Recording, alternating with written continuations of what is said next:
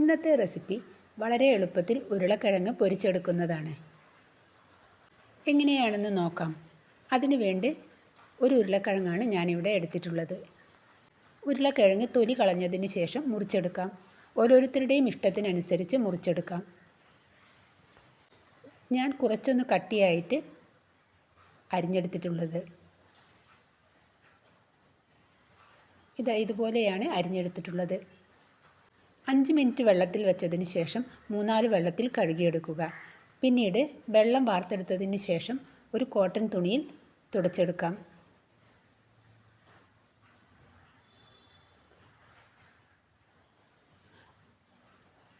അങ്ങനെ ഒരു കോട്ടൺ തുണിയിൽ തുടച്ചെടുത്ത ഉരുളക്കിഴങ്ങാണിത്. ഇനി പൊരിച്ചെടുക്കാം. പാൻ ചൂടായതിന് ശേഷം കുറച്ച് ഓയിൽ ഒഴിച്ചതിന് ശേഷം ഓയിലിലേക്ക് 2 സ്പൂൺ കോൺഫ്ലവർ ഒന്ന് ഇളക്കി കൊടുക്കാം.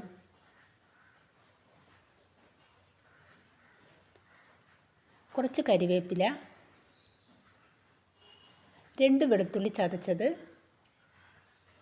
വീണ്ടും ഒന്ന് ഇളക്കി കൊടുക്കാം. കോട്ടൺ തുണിയിൽ തുടച്ചെടുത്ത ഉരുളക്കിഴങ്ങ് ഇട്ട് കൊടുക്കാം.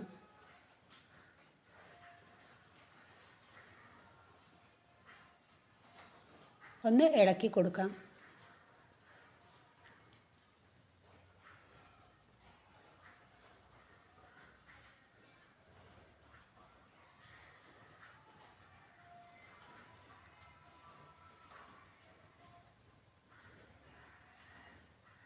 ഇനി ഇതിലേക്ക് അല്പം ഉപ്പ് ഇട്ട് കൊടുക്കാം.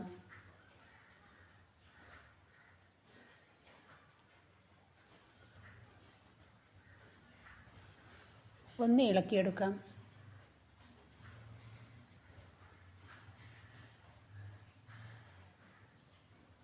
ഇപ്പോൾ ഇത് നല്ലോണം മൊരിഞ്ഞ് വന്നിട്ടുണ്ട്.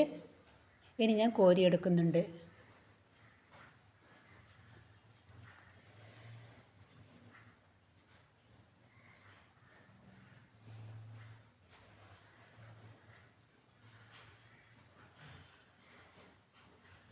ഒരു പ്ലേറ്റിലോട്ട് മാറ്റി കൊടുക്കാം.